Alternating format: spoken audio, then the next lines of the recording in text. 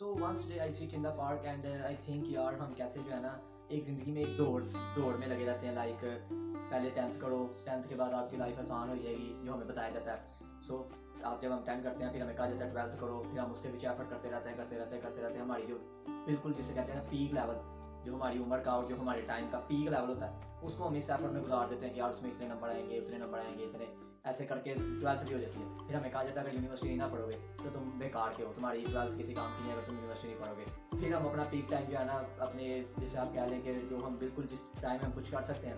मैं middle class circle की बात कर रहा हूँ कि जिस टाइम में हम कुछ कर सकते हैं उस टाइम में जो है ना हम फिर यूनिवर्सिटी की दौड़ में लग जाते हैं। First semester, second semester, third, fourth, और तब तक हमारी उम्र कम भी ना 23 to 24 बिटवीन ऐसे अपर जाने चली जाती है। सो देन अब हम सोचते हैं यार लाइफ में करना क्या है, हम जो इतना कुछ पीछे पढ़ के आए हैं वो हमारे किस काम का है, हमारे तो किसी काम का नहीं है। आगे जॉब देने जाओ वो कहते हैं ये लो जी 30,000 रुपया डिग्री आपकी बस इस लायक है, ये 30,000 रुपये के लायक है आपकी डिग्री। तो एक बंदा जो है ना बड़ा वो उसको करनी पड़ती है क्योंकि तब घर वालों की तरफ से प्रेशर होता है कि भाई तूने ये करना ही करना है, और वो उसको करना पड़ता है बिकॉज उसके ऊपर घर से भी प्रेशर होता है और भी उसको फाइनेंशियल चाहिए होते हैं चीज़ें, और उसने भी कुछ अपने खर्चे वगैरह तब तक उसको भरने होते हैं। सो फिर वो एफर्ट करता है 30,000, 40,000, 50,000, जिस वो जॉब में लगा था उसमें आहिस्ता आहिस्ता उसकी सैलरी बढ़ती है। ये भी कुछ कम के साथ होता है कि जिसमें जो है ना सैलरी वगैरह बढ़ती है, वरना ज़्यादातर यही होता है कि कभी किसी जॉब, कभी कोई जॉब, कभी कोई जॉब। सो जैसे ही वो एक जॉब एक उम्र तक पहुंच जाता है, जैसे कि 30 या 40 तक पहुंच जाता है, दैन उसके पास जो है ना एक, मैं प्राइवेट जॉब की बात कर रहा हूँ, जैसे वो 30-40 तक पहुंच जाना उसकी अच्छी इनकम हो जाती है, बट ना वो इधर का होता है ना वो उधर का होता है, ना वो घर के खर्चे पूरे कर रहा होता है, ना वो अपना जो है ना फाइनेंशियल सिचुएशन सीधी कर सकता है। सो ये तो आप सबको पता ही होगा कि यार ये हमारा ट्रैप चल रहा है। सरकारी वालों का भी कुछ इस तरह के हिसाब है क्योंकि हमारे सरकारी को ज़्यादा दी जाती है अहमियत कि यार जो सरकारी नौकरी पर लग गया ना वो ज़िंदगी में कामयाब है। मिडिल क्लास सर्कल में इस चीज़ को जो है ना कहा जाता है कि जो लग गया, बट यार मैंने कहा हम जो है ना अपना पीक टाइम इसी में ज़ाया कर देते हैं कि यार पहले ये करो, उसमें भागते रहते हैं, उसमें भागते रहते हैं, बाद में पता चलता है यार हमें तो किए कुछ नहीं, जो हमने असल रियल लाइफ में हमें आगे काम आना है वो तो हमने किया ही नहीं, कुछ उसके बारे में सीखा ही नहीं, ना हमने अपनी जो है सेल्फ कॉन्फिडेंस पे कुछ सीखा, ना हमने क्या वे ऑफ टॉकिंग सीखा, ना हमने कुछ सीखा। हमने तो मेन स्किल्स जो बेसिक स्किल्स होती है हमने वही नहीं सीखी, और हम जो है ना बस डिग्री पकड़ी है तो हम लेके फिर रहे हैं यार मुझे जॉब दे दो, मुझे जॉब दे दो, मुझे जॉब दे दो। यूनिवर्सिटी उनके जाके तल्ले मिलते चल रहे हैं जी साडा मुंडा रखवा दो, साडा मुंडा रखवा दो। तो ये सारा चल रहा था trap. So finally I choose the book like rich and poor dad. मैं तो यार ये बुक इतनी बेस्ट सेलर है, इसमें क्या ऐसी बात है, इसमें क्या कुछ ऐसा हो सकता है कि ये बेस्ट सेलर है। मैंने इसको पढ़ना शुरू किया, शुरू में मैंने ये हैबिट बिल्ड की। पिछली वीडियो में आप देख सकते हैं कैसे मैंने दो आपको एक या दो बढ़िया बताई थी जो रियल लाइफ में आपकी हेल्प करती हैं आपको जाना बुक हैबिट बनाने, बुक पढ़ने की हैबिट बिल्ड करने में। सो मैंने जो है ना वो फिर उसको अपनी आहिस्ता आहिस्ता हैबिट बिल्ड की, मैंने पढ़ा, मैं कि यार इसमें कहता क्या है ये कि रिच और पुअर में क्या फ़र्क होता है। सो जब मैंने जो है ना उसको पढ़ना शुरू किया ना उस बुक को, तो यार मैंने इसमें सीखा कि यार रिच पीपल पैसे के लिए काम नहीं करते, वो पैसे से काम करवाते हैं। इसका मेन क्या मतलब कि यार वो फॉर एग्जाम्पल मैं मिडिल क्लास की बात करूँ, अपर लेवल की बात करूँगा ना तो हम वीडियो को वैसे स्किप कर देंगे कि यार ये तो बात ही समझ नहीं आ रही इसकी जेल में। हम सबसे पहले लगते हैं जॉब पे क्योंकि हमारे पीछे इतनी सपोर्ट नहीं होती कि हमें सीधे कहिए लो जी $1 लाख जाओ बिजनेस करो। हम जॉब करते हैं और फिर आहिस्ता आहिस्ता जो है ना ज़्यादातर तो फंसे ही जाते हैं उस जॉब में, लेकिन उसमें से एक कुछ अमाउंट साइड पे कर देना कि यार ये इतनी अमाउंट जो है ना उसके ऊपर भी काफ़ी रूल है, वो इंशाल्लाह की नेक्स्ट वीडियो में हम डिस्कस करेंगे कि इतनी जो है ना अपना साइड पे कर देना, इतनी की ज़रूरत पूरी करूँगा, इतने जो है ना मैं अपने बिजनेस के लिए रखूँगा, उतने जो है ना किसी, अब फॉर एग्जाम्पल 50 सैलरी है किसी की, उसमें से 30 वो अपनी अखराजात के लिए रखे, अपने एक्सपेंस के लिए जो भी उसमें वो 20% जो है ना अपने साइड पे कर दे, ठीक है। और जब वो 20% साइड पे करे ना उसको आहिस्ता आहिस्ता आहिस्ता आहिस्ता थोड़ी देर उसको सिर्फ जमा करे,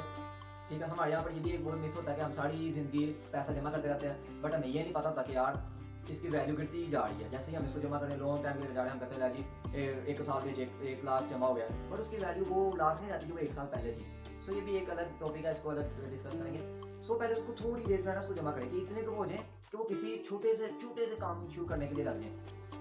हाउ टू स्टार्ट बिजनेस ये एक अलग टॉपिक है, बट आपको मैं सिर्फ हिंट दे रहा हूँ शुरू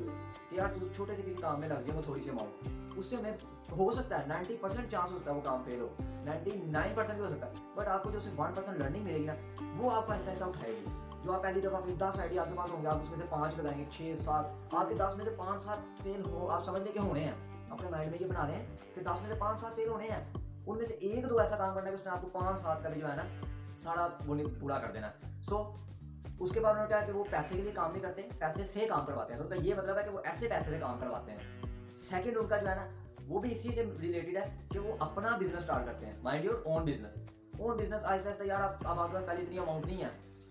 एक लाइफ में एक स्किल होती है कि यार आप एक बड़े स्केल पे काम करते हो और उसको बड़े स्केल में से कैसे छोटे स्केल में हम ला सकते हैं, कि जितनी हमारे पास इन्वेस्टमेंट है वो कैसे हम बड़ा जो स्केल पे वो हमें काम करना था उसको हम छोटे से जितनी हमारी इन्वेस्टमेंट है उसके मुताबिक ला के कर सकते हैं। हो सकता है 90% हो सकता है हम फेल हो, ठीक है। हमारे यहाँ पर सोचते हैं बस जी बिस्मिल्लाह पढ़ के शुरू किया हूँ तो बस जी लखन पे हर महीने आएंगे। नो सर, शुरू में आपको लर्न करने की अपॉर्चुनिटी मिलेगी कि यार आप सीखोगे, आप एक दफ़ा फेल हो गए, 2 दफ़ा फेल हो गए, 3 दफ़ा फेल हो गए, आप फेल हो गए, उससे देन आप जो 10वीं दफ़ा आपके पास वही अपॉर्चुनिटी आएगी ना, तो आपको पता होगा कि यार ये नहीं करना इसकी वजह से मैं पिछली दफ़ा फेल हुआ था, ये नहीं करना इसकी वजह से मैं पिछली दफ़ा फेल हुआ था, ठीक है। सो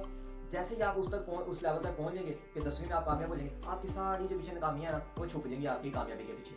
ठीक है। सो उसका अगला ये पॉइंट है कि डेट को यूज़ करना सीखें, मीन्स कर्जे को यूज़ करना सीखें। हमारे यहाँ पर कर्जा सिर्फ लिया जाता है मुश्किल हालात में, ठीक है। उसने उसका इस्तेमाल सिखाया कि यार कैसे जो है ना कर्जा आपको अमीर बनाने में आपकी हेल्प कर सकता है। जैसे कि आपने फॉर एग्जाम्पल एक कर्जा लिया, हमारे यहाँ ये बहुत रिस्की समझा जाता है कि कर्जा तो लेना ही नहीं, ठीक है, बहुत रिस्की समझा जाता है इसको तभी लिया जाता है जब बंदा बिल्कुल जो है ना ज़मीन पे आ जाता है, तो तब वो कर्जे की तरफ देखा जाता है। सो उसने इसमें समझाया कि एक होता है अच्छा कर्जा और एक होता है बुरा कर्जा। अच्छा कर्जा क्या है, आपको पता है आपका बिजनेस एक छोटे स्केल पर रन हो रहा है, आपको पता है यार उसमें से थोड़ी थोड़ी इनकम आ रही है, अब आप किसी से लो पैसे उसमें लगाओ, आपको 50 to 60% चांस है कि यार वो अगर मैं पैसे लगाऊंगा ना तो वो ग्रो हो जाएंगे, ठीक है। देन आप लो, अगर आपका बिजनेस पहले ही आपको पता है यार ये फेलियर की तरफ जा रहा है, देन आप लेके लगाओगे सो मे बी चांस बहुत कम हो जाएगी, बट आपको पता है यार वो थोड़ी थोड़ी प्रॉफिट दे रहा है, देन आप कर्जा लो उस पर लगाओ, तो जैसे वो आहिस्ता आहिस्ता ग्रेजुअली इंक्रीज होगा तो आप वो वापस कर दो।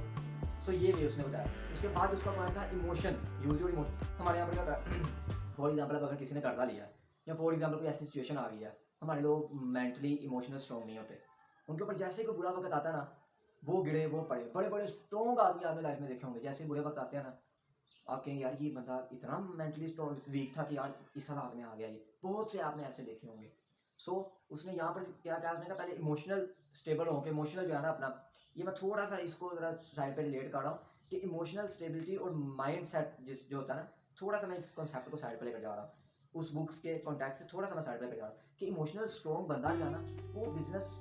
में ही ज़्यादातर सक्सेसफुल होता है, जिसके इमोशंस कंट्रोल में नहीं है ना कि यार फॉर एग्जांपल उसने स्टॉक मार्केट में इन्वेस्ट किया, अगर तो वो ऊपर जा रही है मसलन कि वो कंपनी ग्रो कर रही है, बंदा खुश है, बंदे की खुशियाँ नहीं समझ में आ रही, और जैसे ही अगर वो ग्रेजुअली नीचे डिक्रीज हुई है, बंदा पता ही नहीं है जी, बंदे को ना होश है खाने की ना पीने की ना कुछ। सो बिजनेस में इमोशनली स्ट्रॉन्ग आपको होना पड़ता है कि यार आपको सोचना पड़ता है कि यार मेरा इससे बुरे से बुरा क्या हो सकता है, मैं ये बिजनेस स्टार्ट कर रहा हूँ, इससे बुरे से बुरा क्या हो सकता है और मैं उस बुरे से बुरे के लिए कैसे प्रिपेयर हो सकता हूँ, जो मेरे साथ आगे बुरा होगा उसके बाद मैं कैसे अपने आप को संभालूंगा उठाऊंगा, क्या मेरे पास रिसोर्सेज होंगे, अगर मैं इसमें फेल होता हूँ तो मेरे पास ये रिसोर्सेज होंगे। सो जब उसको पता था ना कि यार मैं अपने एंड पे जो है ना अगर मेरे साथ ये बुरा होता है ना तो मेरे पास ये रिसोर्स पड़ा हुआ मैं इसको यूज़ कर सकता हूँ, मैंने इतने पैसे सेव किया, मैं 80% अपने बिजनेस में लगाऊंगा, इफ अगर मैं फेल होता हूँ ना तो यार हो सकता है जब आप फेल होते हो ना तो आपको सीखने के लिए आपको मिलता है, ठीक है। तो उसने जो है ना जैसे कि 80% बिजनेस में लगाया और 20% जो है ना वो अपना सेव किया हो गया, इफ अगर मेरे साथ बुरी लागत है तो मैं ये वाली यूज़ करूँगा, ठीक है। ये एक स्ट्रेटजी होती है, तो इस पर भी एक वीडियो बन सकती है। हम उसका नेक्स्ट पॉइंट पे चलते हैं यार, नेक्स्ट पॉइंट में क्या करना है इसकी काफ़ी हद तक आपको समझ आ रही होगी। सो नेक्स्ट पॉइंट में ये कहना है कि जो रिच पीपल होते हैं ना वो एसेट बिल्ड करते हैं, बट मीन्स क्या एसेट का क्या मतलब, वो जो अपने पैसे सेव करते हैं ना यहाँ तो वो उसे बिजनेस स्टार्ट करते हैं या शुरू में जो है ना उसे वो एसेट बिल्ड करते हैं अपने। एसेट मीन्स कि यार पीछे से कर्जा लिया जो अकॉर्डिंग टू बुक लिखा है, उसे एक मकान ले लिया, मतलब एक रियल इस्टेट में इन्वेस्ट कर दिया, एक अलग हमारे टॉपिक से हट जाएगा। तो उसने कहा वो एसेट बिल्ड करते हैं। एसेट को अगर आपने एक लाइन में डिफाइन करना होगा ना तो उसका मतलब यही है कि वो चीज़ें लेते हैं जो वक्त के साथ उनकी कीमत बढ़ती है, ना कि वक्त के साथ कम होती है, ठीक है। एसेट का आपको पता चल गया होगा। अब हम नेक्स्ट पॉइंट में चलते हैं। उसका उसने क्या है कि जो रिच पीपल होते हैं ना वो काम करते हैं, नौकरी करते हैं, जो भी करते हैं वो सीखने के लिए करते हैं कि यार एक ऑर्गेनाइजेशन कैसे काम करती है, उसमें एक कैसे जो है ना निज़ाम बना हुआ है कि कैसे जो भी आज कुछ सीखने को कह लें कि वो सीखते हैं पूरा कैसे चल रहा है, कैसे ये जो है ना सोचते हैं, कैसे जो ये प्रोजेक्ट वगैरह पकड़ते हैं और कैसे अपने आगे डिलीवर करते हैं, कैसे टीम मैनेज करते हैं। इसके बारे में आप जितना भी क्या है कि वो ये चीज़ें सीखने के लिए काम करते हैं अकॉर्डिंग टू द बुक कि यार वो सीखने के लिए काम करते हैं। हाँ, हम भी मनी के लिए काम करते हैं, उसकी जरूरत होती है किसी को, बट उसने कहा वो सीखने के लिए काम करते हैं। उसके जो मसाले भी काफ़ी दी वो आप बुक पढ़ेंगे तो आपको, अब इतनी बड़ी बुक को मैं इतना छोटी सी वीडियो में बिल्कुल वो एग्जैक्टली बता सकता, मैं आपको बता सकता हूँ यार वो रियल जो कुछ पॉइंट है वो क्या क्या है। सो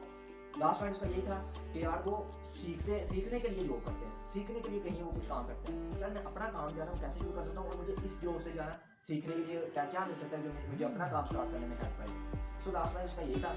अभी आपको मैंने सिर्फ पॉइंट्स बताए हैं और उनके थोड़ी सी एक्सप्लेनेशन दी है। अब अगर आपको रियली इंटरेस्ट होगा ना कि यार ये पॉइंट कुछ इंटरेस्टिंग है और मुझे कुछ लगता है मैं वैल्यू है, तो आप बुक पढ़ना शुरू करें, क्योंकि बुक के ऊपर कैसे बनाऊंगा ना तो घंटे 2 घंटे की कहीं भी नहीं गई वीडियो। सो ये वीडियो इतना इंटरेस्टिंग नहीं होती है ना, आज देखने को हमारे सर्कल्स वगैरह में दिल करता है। सो हम 2 घंटे की फिल्म देख लेते हैं, बट हमें 2 घंटे की जो अपनी सेल्फ है वो हमसे नहीं दिखती, क्योंकि हमारी वो हैबिट। सो अब हम यहाँ पर वीडियो को एंड करते हैं। आपको एक काफ़ी हद तक नॉलेज मिल गई होगी क्या इस बुक में क्या लिखा है और ये असल में क्या कहना चाहती है। अब आगे खुद आप उसको पढ़ेंगे, खुद आप उसके ऊपर देखेंगे कि यार वो क्या कह रही है, आपको ज़्यादा बेटर अंडरस्टैंडिंग होगी, आपकी हैबिट होगी, आपके माइंड को न्यू चीज़ें सीखने को मिलेगी। सो आज की हमारी वीडियो इतनी, उम्मीद है आपको कुछ सीखने को मिला होगा एंड आई बिलीव दैट कि मेरी वीडियोस आपको कुछ ना कुछ कहीं ना कहीं समझने में हेल्प कर रही होंगी। सो इस चैनल के साथ जुड़ें, ये आपके फ़ायदे के लिए है। सो अल्लाह हाफिज़।